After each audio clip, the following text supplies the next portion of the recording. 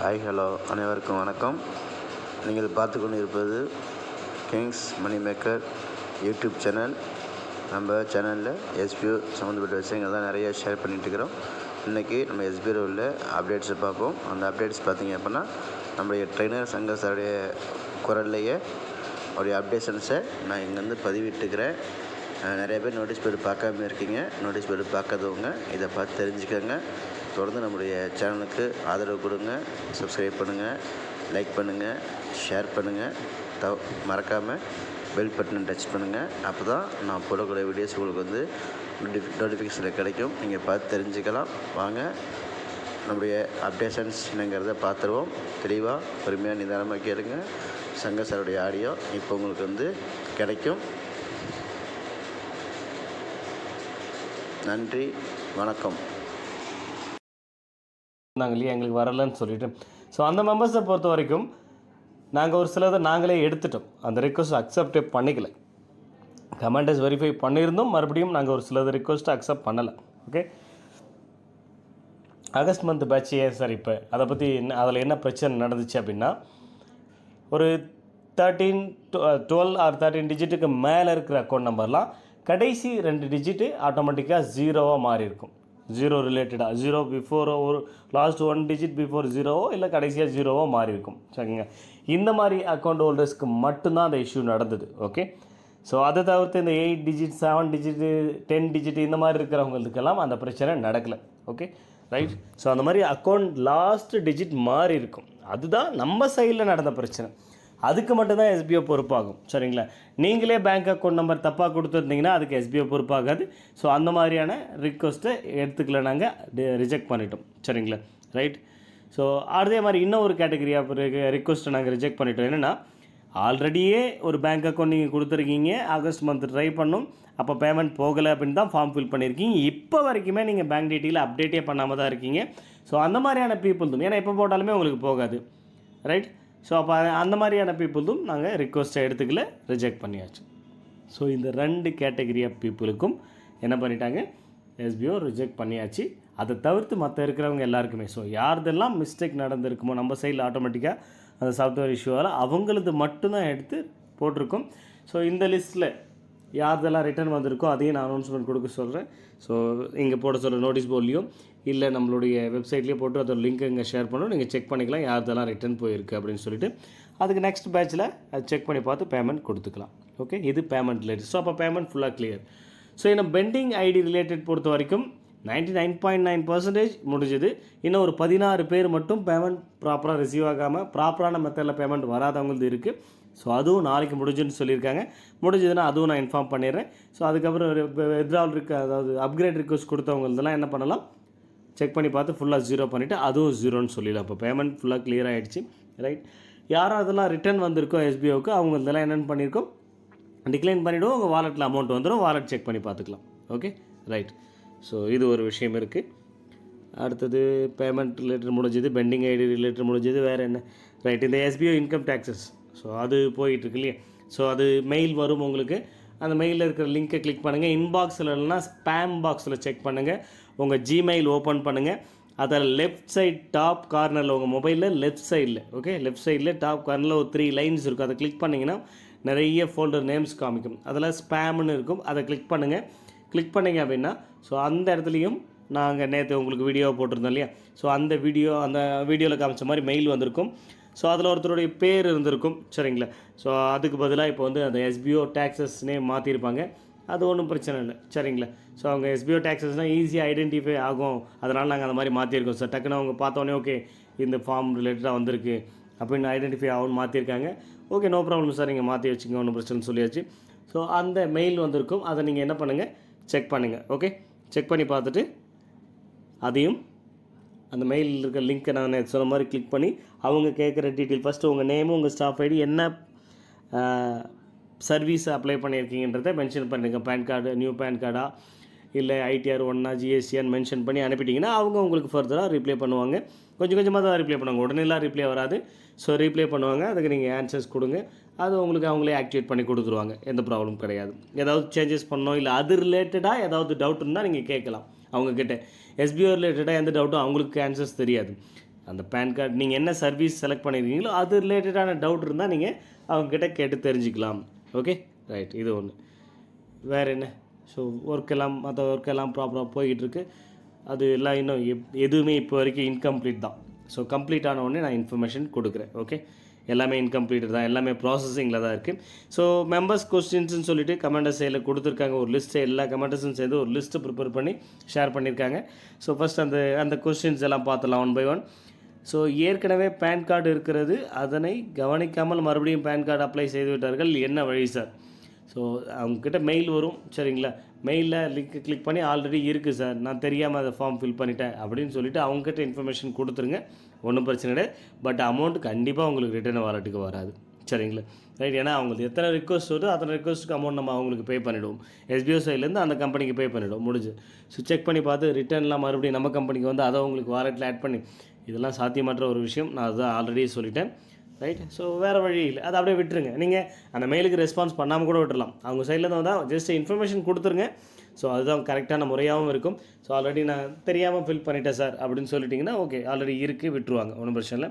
அவங்க உங்களை எதுவும் டிஸ்டர்ப் பண்ண போகிறது கிடையாது. ஓகே, ஏற்கனவே ஒரு ஆன்லைன் கம்பெனியில் TDS பிடித்து கொண்டு இருக்கிறார்கள். மேலும் அந்த கம்பெனியில் அடுத்த கம்பெனியில் வேலை பார்ப்பது தெரிந்தால் உடனே நீக்கிவிடுவார்கள். சட்டம் தன் கடமை செய்யும். அந்த கம்பெனியோட சட்டம் கடமை செய்யுமா? ஆகையால் நம்ம கம்பெனியில் TDS பிடித்தம் செய்வது மற்ற கம்பெனிக்கு தெரிய வருமா?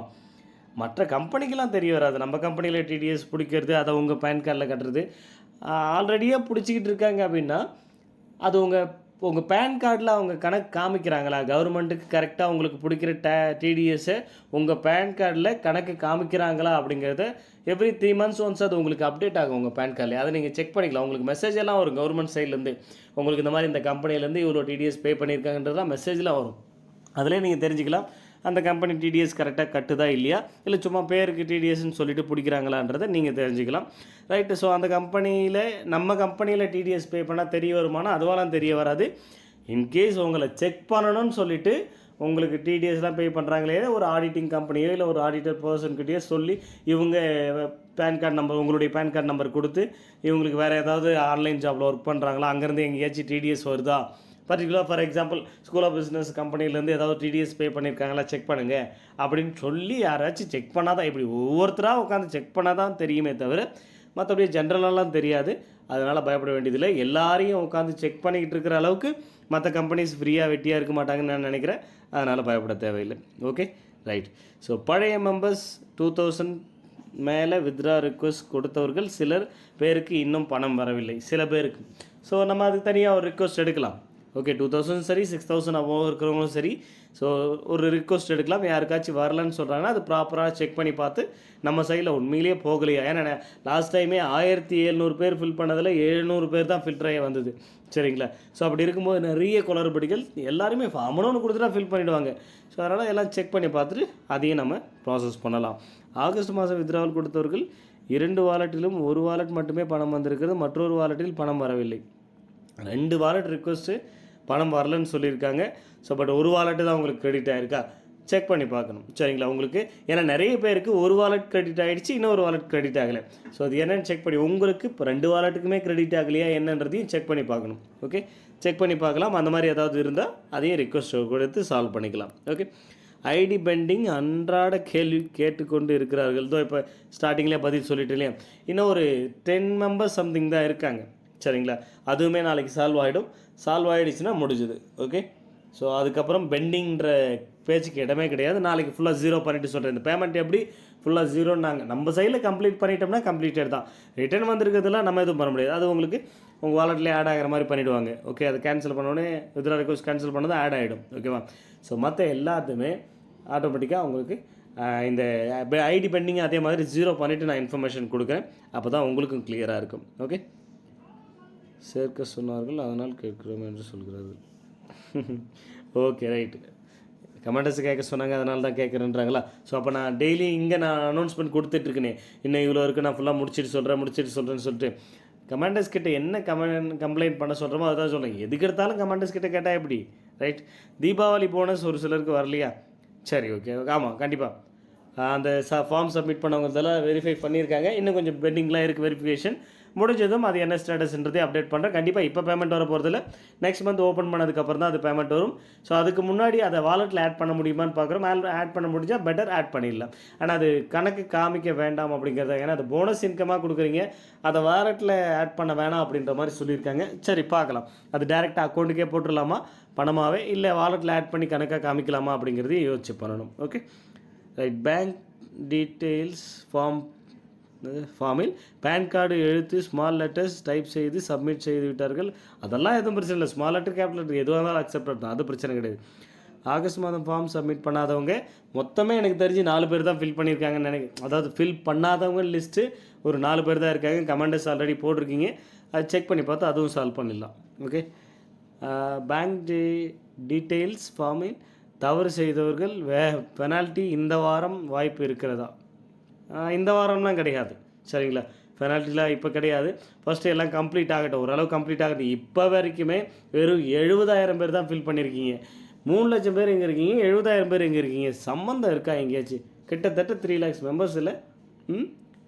ஆனால் என்ன பண்ணியிருக்கீங்க, வெறும் 70,000 பேர் தான் ஃபில் பண்ணியிருக்கீங்க. என்ன மற்றவங்களாம் என்ன பண்ணுறீங்கன்னு எனக்கு தெரியல, சுத்தமாக தெரியல. பழைய மெம்பர்ஸ், புது மெம்பர்ஸுக்கு நீங்கள் தான் பழைய மெம்பர்ஸ் சொல்லிக் கொடுக்கணும். பழைய மெம்பர்ஸை ஃபில் பண்ணாத உட்காந்துட்ருக்கீங்க. எல்லாத்தையும் ஒன்று ஒன்றா ஆஃப் பண்ண போகிறதோ. இப்போ இந்த வாலெட் டு வாலெட் ட்ரான்ஸ்ஃபர் பண்ணி வச்சுக்கோங்க. மறுபடியும் உங்களால் ஓப்பன் பண்ண உடனே ட்ரான்ஸ்ஃபர் பண்ணுற ஆப்ஷன் உடனே எனேபிள் பண்ண மாட்டேன்னு சொல்லிட்டேன். அதை நிறைய பேர் பண்ணாமல் இருக்கீங்க. அதை ஸ்டாப் பண்ணிவிடும். எனக்கு தெரிஞ்சு நெக்ஸ்ட் வீக் அதை ஸ்டாப் பண்ணிவிடும். அதே மாதிரி இந்த எடிட் பண்ணுற ஆப்ஷனும் பேங்க் டீட்டெயில் அப்டேட் பண்ணுற ஆப்ஷனையும் ஸ்டாப் பண்ணிவிடும். சரியா? அப்போ ஸ்டாப் பண்ணால் தான் தெரியும், ஐயோ நம்ம பண்ணாத விட்டுட்டுமே அப்படின்றது. அன்றைக்கி தெரியும் நோட்டீஸ் போர்டை ஏன் நம்ம ரெகுலராக ஃபாலோ பண்ணலை, அது எவ்வளோ பெரிய தப்பாக போச்சு இப்போ அப்படின்னு அன்றைக்கி தெரிய வரும். சரி, அதான் அன்றைக்கி பார்த்துக்கலாம். ஓகே.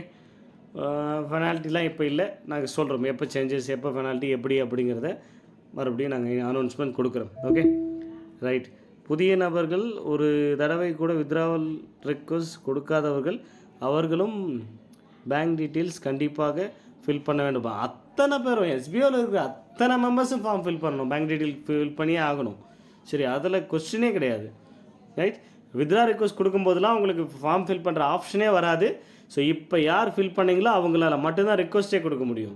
அத்தனை பேரும் ஃபில் பண்ணி வைக்கணும். மறுபடியும் தான் வரவே வராதுன்ட்டு இந்த மாதிரி ஒரு ஆப்ஷன், மறுபடியும் இந்த மாதிரி ஒரு ஆப்ஷன் அப்படின்னு வருதுன்னா புதுசாக ஜாயின் பண்ண போகிறவங்களுக்கும் எஸ்பிஓ டேக்ஸஸ் ஃபார்ம் ஃபில் பண்ணவங்களுக்கும் அடுத்தது பார்த்தீங்கன்னா பெனால்ட்டி போட்டு ஃபில் பண்ணுறதுக்கு கேட்பாங்க இல்லையா. ஸோ பெனால்ட்டி பே பண்ணி, ஸோ அவங்களுக்கு மட்டும்தான் மறுபடியும் ஃபில் பண்ணுற ஆப்ஷன்லாம் கிடைக்கும், மற்றவங்களுக்குலாம் ஆப்ஷனே கிடைக்காது. ஓகே. நான் தான் இங்கே கத்திட்டு இருக்கிற விஷயமே என்ன, இந்த பிரேக்கில் இதெல்லாம் முடிச்சு வச்சிடணும் அப்படின்றதுக்காக தான் நான் சொல்லிகிட்டு இருக்கேன். ரைட். ஒரு சிலருக்கு அப்டேட் பேங்க் டீட்டெயில்ஸ் ஆப்ஷன் காட்டவில்லை. ஹிஸ்ட்ரி கிளியர் பண்ணுங்கள், இல்லை வேறு மொபைலில் செக் பண்ணுங்கள், இந்த பிரச்சனை இருக்காது. அதுக்கு முன்னாடி நீங்கள் ப்ரொஃபைலை கரெக்டாக அப்டேட் பண்ணுறீங்க. ப்ரொஃபைலை அப்டேட் பண்ணிவிட்டு பேங்க் டீட்டெயில் அப்டேட் பண்ணுற ஆப்ஷனுக்கு வாங்க, கரெக்டாக இருக்கும். ரைட். ஆகஸ்ட் மாதம் ஒரு சிலருக்கு பணம் இன்னும் வரவில்லை, தயவுசெய்து அப்டேட் சொல்லுங்கள். அதான் இப்போ நான் சொல்லிட்டேன், சொல்லி முடிச்சிட்டேன் ஸ்டார்டிங்லேயே. ஓகே. அடுத்தது பேன் கார்டு பெயர், date of birth, PAN card number அனைத்தும் ஒன்றாக இருக்கிறது, ஆனால் ஃபோட்டோ வித்தியாசமாக இருக்கிறது, என்ன செய்வது? ஏதேனும் ப்ராப்ளம் வருமா? அதெல்லாம் பிரச்சனையே இல்லைங்க, நமக்கு பேர் நம்பர் தான் விஷயம். சரியா? ஃபோட்டோலாம் பிரச்சனையே கிடையாது, no problem. Invalid credential not in our SBI family member. சரியாக இருந்தாலும், ஓகே, சரியாக இருந்தாலும் இப்படி தான் வருகிறதுன்றது ரொம்ப ரேர். 99.9% வராத ஒரு விஷயம். யாருக்கு வருது, என்ன பிரச்சனை, நம்ம உட்காந்து லைவாக செக் பண்ணால் மட்டும்தான் தெரியும். சரிங்களா? ரைட். இதற்கு தீர்வு எப்போது என்று கேட்கிறார்கள். அவர்களும் profile options and bank detail update செய்வதற்கு காத்து கொண்டிருக்கிறார்கள். ஓகே. ஸோ இந்த மாதிரி நான் கரெக்டாக கொடுக்குறேன் சார், கரெக்டான யூசர் நேம் பாஸ்வேர்டு தான் கொடுக்குறேன், கன்ஃபார்மாக எனக்கு இது தெரியும். ரைட். அப்படி இருந்தும் அந்த மாதிரி வருது, நான் யார்கிட்டையும் பாஸ்வேர்டெலாம் எதுவும் ஷேர் பண்ணது கிடையாது அப்படின்றவங்க வேணால் கமெண்டர்ஸ் கிட்ட கம்ப்ளைண்ட் பண்ணுங்கள். ஸோ அந்த லிஸ்ட்டெல்லாம் தனியாக எடுத்து அவங்களுக்கு என்ன பிரச்சனைன்னு தனியாக செக் பண்ணி பார்க்கலாம். ஓகே. ஃபர்கெட் பாஸ்வேர்ட் ஆப்ஷன் ஒரு சிலருக்கு வேலை செய்யவில்லை. வேலை செய்யவில்லைன்னா என்ன பிரச்சனை? மேபி உங்களுடைய மெயில் ஐடி மிஸ்டேக்காக இருக்கலாம். நீங்கள் எங்கள் சைடில் கொடுத்துருக்கக்கூடிய மெயில் ஐடி ஏதாவது ப்ராப்ளமாக இருக்கும். அதனால் நீங்கள் அதை எத்தனை தடவை கிளிக் பண்ணாலுமே உங்களுக்கு மெயில் வராமலே இருக்கும். அதுதானே வேலை செய்யவில்லைன்னா அதுதானே என்ன பிரச்சனைன்றது இருக்குல்ல. பேங்க் டீட்டெயில்ஸ் ஃபார்மில் யுவர் பேன் கார்டுக்கு பதிலாக யுவர் பேன் கார்டு நம்பர் இருந்தால் யுவர் பேன் கார்டு அப்படிங்கிறதுக்கு பதிலாக பேன் கார்டு நம்பர்னு போட்டுருக்கலாமா? சரி, ரைட், போட சொல்லிடலாம், ஒன்றும் பிரச்சனை இல்லை, மாற்ற சொல்லிடலாம். பாண்டிச்சேரி ஸ்டேட் பேங்க் அக்கௌண்ட் புக்கில் ஃப்ரெண்ட்ஸில் பெயர் இருக்கிறது என்ன செய்யலாம் என்று கேட்குறது, அதெல்லாம் பிரச்சனையே கிடையாது, நோ ப்ராப்ளம். அது என்ன லாங்குவேஜில் இருந்தால் நமக்கு என்ன கிடக்குது, நமக்கு அக்கௌண்ட் நம்பர் ஐஎஃப்எஸ்சி கோடு கரெக்டாக இருந்தாலே போதுமானது, அமௌண்ட் கரெக்டாக வந்து சேர்ந்துடும். ஓகே. ஸோ அடுத்தது 4/5/2000 5/4/2000 இதில் எதில் தேதி எது மாதம் என்று குழப்பம் வரும், அதனை May 4th இப்படி இருந்தால் குழப்பம் வராது. யாருக்கு என்ன எந்த இடத்துல பிரச்சனை, இந்த ப்ரொஃபைல் எடிட் பண்ணும்போதுங்களா, அது பிரச்சனை இல்லையே, ரைட்? இல்லை ஃபார்ம் ஃபில் பண்ணும்போதா, எதுலேயுமே டேட் ஆஃப் பர்த் கரெக்டாக இல்லைன்றதுனால எந்த பிரச்சனையுமே வராது, ப்ராப்ளம் இல்லை. நீங்கள் ஃபில் பண்ணுங்கள். 150 நாட்கள் முன்பு பேமெண்ட் ரெக்வஸ்ட் கொடுத்தவர்களுக்கும் எப்போது பேமெண்ட் வரும்? 150 நாட்களுக்கு முன்னாடி பேமெண்ட் ரிக்வஸ்ட் கொடுத்தவங்களுக்கு யாருக்கு வராமல் இருக்குது? இது என்ன கொஸ்டின்? எந்த மெம்பர்ஸ் எந்த பேட்சில் கொடுத்தது, எந்த மெம்பர்ஸ் எத்தனை மெம்பர்ஸ்ன்னு சொல்லிட்டு தனியாக கமெண்டர்ஸ் மூலிமா கமெண்டர்ஸ் லிஸ்ட் எடுங்க, செக் பண்ணி பார்க்கலாம் யாருக்கு வராமல் இருக்குது அப்படின்னு சொல்லிட்டு. ஸோ இப்போ இது ஒரு ட்ரெண்டிங் மாதிரி தான் போய்கிட்டு இருக்குது. பேமெண்ட் வராதெல்லாம் இப்போ செக் பண்ணுறாங்கன்னு சொல்லிட்டு நம்மளும் கொடுத்து வைக்கிறவங்களாம் இருக்காங்க, பேர் கொடுக்குறவங்களாம் இருக்காங்க. செக் பண்ணுங்கள் கமெண்டர்ஸ், எத்தனை ரிக்வஸ்ட் இது ரிலேட்டடாக உங்ககிட்ட வருதுன்னு பாருங்கள், லிஸ்ட்டு தனியாக எடுங்க, செக் பண்ணிக்கலாம், செக் பண்ணி பார்த்துக்கலாம். அதே மாதிரி இந்த செப்டம்பர் மந்த்லேயும் கொஞ்சம் பேர் சொல்லியிருக்காங்க, அதுவும் தனியாக ஒரு லிஸ்ட்டு ஒரு ஷீட்டில் மென்ஷன் பண்ணுங்கள், உங்கள் ஷீட்டில் அந்த லிஸ்ட்டு தனியாக மென்ஷன் பண்ணுங்கள், அதையும் செக் பண்ணி பார்த்துடலாம். ஓகே. எஸ்பிஓவில் பேன் கார்டு அப்ளை பண்ணும்போது இமெயில் ஐடி மிஸ்டேக் பண்ணிட்டேங்க, இப்போ என்ன பண்ணுறது? மெயில் ஐடி மிஸ்டேக் பண்ணிட்டீங்கன்னா யாரெல்லாம் ரீப்ளே பண்ணாத இருக்காங்களோ, மெயில் ஐடி உங்களுக்கு அனுப்புவாங்க, அவங்களுக்கு போகாத இருக்கிறவங்களும் மெயிலுக்கு ரீப்ளே பண்ணாதவங்களும் அவங்க சைட்லேருந்தே காண்டாக்ட் பண்ணுவாங்க. அந்த நம்பர் நான் ஆல்ரெடி நோட்டீஸ் போர்டில் கொடுத்துட்டேன், அந்த நம்பர்லேருந்து மட்டும்தான் வரும். ஸோ அந்த மாதிரி வந்ததுன்னா ஸோ உங்கள் டீட்டெயில்ஸ் எல்லாம் அவங்களுக்கு சொல்லுங்கள், கரெக்டான பர்சன் அப்படின்னு செக் பண்ணி பார்த்துட்டு உங்களுக்கு ப்ராசஸ் பண்ணுவாங்க. ஓகே. இது என்ன கம்ப்ளைண்ட்?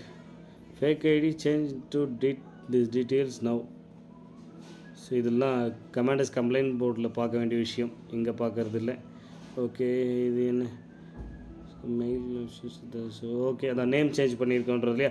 ஸோ அது பிரச்சனை இல்லை, அதை நான் ஃபஸ்ட்டே சொல்லிட்டேன். நேம் இப்போ வந்து அவங்க சாருடைய பேருக்கு பதிலாக எஸ்பிஓ டாக்ஸஸ்னு மாற்றிருக்காங்க. ஸோ உங்களுக்கு ஈஸியாக பார்த்த உடனே ஐடென்டிஃபை ஆகுன்றதுக்காக நேமையுமே எஸ்பிஓ டாக்ஸஸ்னே வச்சுருக்காங்க. ஸோ அது பிரச்சனை இல்லை. சார் ஐடி ஃபைல் பண்ணால் என்ன கவர்மெண்ட் என்னென்ன மாதிரியான கவர்மெண்ட் அமௌண்ட் வராது சொல்லுங்கள் சார். நான் காலேஜ் படிக்கிறேன், ஃப்யூச்சரில் எஜுகேஷன் லோன் இல்லைன்னா கவர்மெண்ட் கிட்ட இருந்து வருமானம் இது வரும். ஓகே, மானியம் வருமா வராதா சொல்லுங்கள் சார். ஐடி ஃபைல் பண்ணுற அளவுக்கு நீங்கள் வளர்ந்துட்டிங்கன்னா கவர்மெண்ட் சைட்லேருந்து ஒரு சில ஸ்கீம் உங்களுக்கு கிடைக்காமல் போகிறதுக்கான வாய்ப்புகள் நிறைய இருக்குது. சரிங்களா, நிறைய இருக்குது. ஐடி ஃபைல் பண்ணுங்களா, ஒரு சில இன்கம்லாம் இருக்குது, 1000 ருபீஸ் வர்றது, 2000 ருபீஸ் வர்றது, இந்த மாதிரியான இன்கம்மை இந்த மாதிரி லோன் கிடைக்குமா கிடைக்காதான்றது பிரச்சனை இல்லை. ஐடி ஃபைல் பண்ணுறீங்க அப்படின்னா இதெல்லாம் செக் பண்ணி பார்ப்பாங்க. லோன் எல்லாம் அவ்வளோ சீக்கிரம் ரிஜெக்ட் பண்ண மாட்டாங்க, அதெல்லாம் எந்த இஷ்யூ வராது. ஏதாவது இந்த மானியம் அந்த மாதிரி, ஏன்னா கவர்மெண்ட் சைடில் அது பர்ஃபெக்டாக எதை பேஸ் பண்ணி பண்ணுவாங்கன்னு சொல்ல முடிய மாட்டேங்குது. அதனால் இந்த ஐடி ஃபைல் பண்ணுறதுன்றது இந்த மாதிரி எந்த இஷ்யூஸும் இல்லைன்றவங்களாம் ஃபில் பண்ணி வைங்க, அவ்வளோதான். எனக்கு அந்த மாதிரிலாம் எந்த இஷ்யூஸும் இல்லைன்றவங்க ஃபில் பண்ணுங்கள், அவ்வளோதான். Okay sir, good afternoon sir. Okay, BDO position உள்ளவர்களுக்கு ஐடி கார்டு குறிப்பீர்களா?